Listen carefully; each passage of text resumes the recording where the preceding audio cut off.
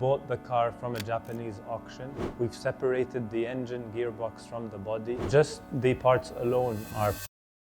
Okay, so from the elation and excitement of receiving a car yesterday close to Jeddah Islamic port. Wow.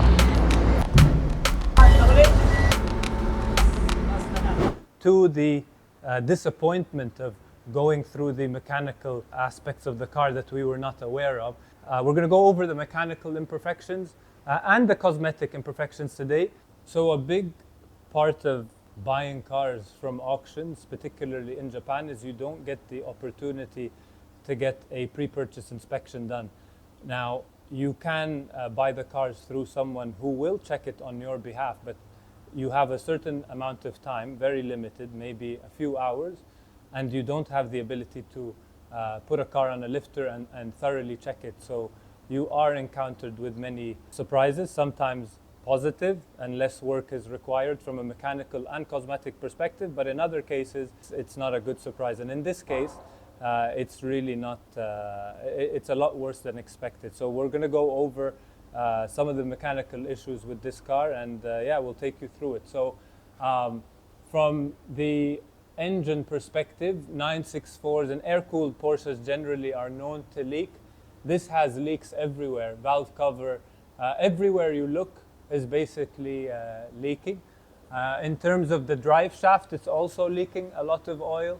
Okay, so I find happens often in auctions everywhere, but particularly Japan, where I have more experience, is they get silicone to basically, as much as possible, cover or lessen the amount of oil that comes out of the engine. So you obviously had an engine cover over here, which was removed, but it's almost impossible for people to tell how much oil is leaking because they put silicone everywhere. So we're going to have to remove this engine, basically rebuild and replace gaskets where they have silicone, replace gaskets, and elsewhere do whatever is needed in order to resolve the oil leak issue. Okay, so we're going to have to replace these struts. The bushing is worn. There's a major oil leak in the oil seal of the drive shaft, so that has to be replaced. We have to replace the gear shift lever. It has a bushing that's worn out and you can't engage gears properly when you drive the car. Steering pipe is leaking and the steering rack is leaking as well. So basically front to back, the car is all leaking. In terms of the chassis, we have good news. There seems to be no issues whatsoever in the chassis. So the crank pulley is vibrating and that's very dangerous. So that has to be replaced and that's quite an expensive part. We're going to go over the parts list shortly in the video, but that has to be replaced. The wiring seems to be all aftermarket.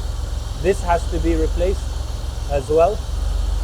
And we're going to look into that further. Upon switching the car on and putting the AC on, we noticed that it's blowing warm air. This is one of the points that was communicated to me by the inspector before I bid for the car, so I was aware of that. So we're going to inspect it in greater detail and we'll add parts that are required on the list that we're going to discuss shortly.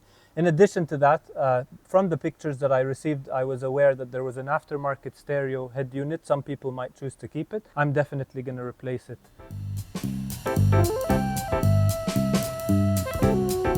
So one of the most important tools to have when you are buying cars is a paint thickness gauge. And what that tells you on most or metal body panels is it can give you a reading of how thick the paint and clear coat is. In some cases it's only going to be paint, and others there's going to be clear coat on cars. Most cars past mid-90s had clear coat on top of the paint. So you have primer, paint, sometimes multi-layer paint, and then clear coat on most cars past the mid-90s. So we're going to go over this. In most cases, when you buy a car from an auction in Japan, you do get a report, like a paint thickness gauge report, and they do give you a visual inspection of the car with pictures and videos. So I was aware of some of the areas that were either painted or scratched or had some imperfections on them. Usually a car would, like this, of this age, would measure in between 3 to, let's say, 4.5 mils. So anything above that would mean that potentially something happened. If it goes into the 15, 20, 30 mils, then I think there's some putty that was or like an accident or something that's a little bit more concerning. What we'll do today is we're going to go over the body panels, and what you usually want to do, see the right and left body panel. So 6.3 is a high reading, not very high. So definitely this was addressed, but not to my knowledge and experience. There is no putty or anything put here. It's just maybe a cosmetic issue that was there, a scratch. And usually on most cars and most 911s, the front bonnet, left and right fenders plus the bumper have been repainted. So we just measured the other side and it was 6.3. So why? And this one is 4. A 4 falls into original paint category or thickness, so that's not been repainted. This has been repainted or re-lacquered, and nothing to be concerned about in terms of an accident, but some people don't want anything. So 5.2, very no concerns at all that this had an accident, but just a little bit of paint applied here from cosmetic damage. Stone chipping usually is the issue. طبعا bumpers or plastic parts or carbon fiber, you can't read with a paint thickness gauge, and usually even if they're repainted, that does not do anything to the value of a vehicle. So we come up to the roof, and the roof panel measures in between 4.5, 4.4. I would think 5.2. I think this is all. I don't think there's anything to be concerned about. The right door is an area of concern. So 8.1 measures double what it should be. So there's definitely some work that took place here, but nothing that concerns me. 7.4 in terms of an accident. Of course, a more accurate paint thickness gauge report would go over, let's say, every 2 inches of the car. We're not going to do that for the purposes of our video today. We're just going to do a general visual inspection. This panel in particular, if you come a little bit closer, we might be able to highlight that there's clearly some overspray here. So I measured 8 here, but if you come 32.4. So definitely this is an area of concern. What I presume happened with some air-cooled Porsches, the 964 in particular, is you have some rust appear at the front around the windshield and sometimes over here. That could have been the case. Okay, this is the area of concern, the major area of concern on the car. This measures in between 4 and 5. The rear trunk lid, that should be no issues. Visually, we see here a crack which is common. These heat up quite a bit. A crack over here, so that has to be addressed. There's a crack over here as well. So that's just a visual. Upon visual inspection, we saw that. Here, this could have been something hitting against this, so that needs to be addressed if you want the car looking perfect. Put the paint thickness gauge down. Visually, we saw some cracks around the rear trunk lid. There's a scratch on the front bumper over here. This is cracked, which is common with 964s and 993s. This is a little bit hazy, so depending on how much of a perfectionist one is, you either replace these or you keep them. You can make them look better. On the rear tail lights, this is very common with 964s. You have little cracks. This is discolored a little bit. And I think that's pretty much it.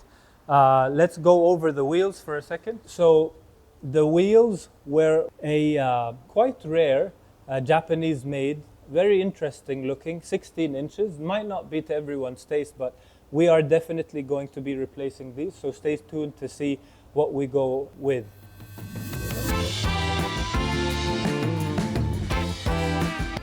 So just to recap where we've been with the Murano Green journey. We bought the car from a Japanese auction. It's taken 6 months to get it safely to Saudi. It's now in Saudi. We've showed you the process of removing it from a container at the Jeddah Islamic port. We've separated the engine gearbox from the body. Unfortunately, the parts that are required are significant in number and value.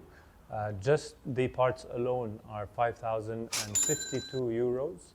In addition to the parts that are required, the labor is estimated to cost around 20,000 riyals. So we're looking at a total in between parts, labor, and repainting and recoating some parts on the engine of around 50,000 Saudi riyals. So significantly more than we had anticipated. In terms of parts, we're looking at gaskets for the engine all around, gearbox, dust bellows, front and rear, every corner, front bonnet and rear trunk lid, gas struts.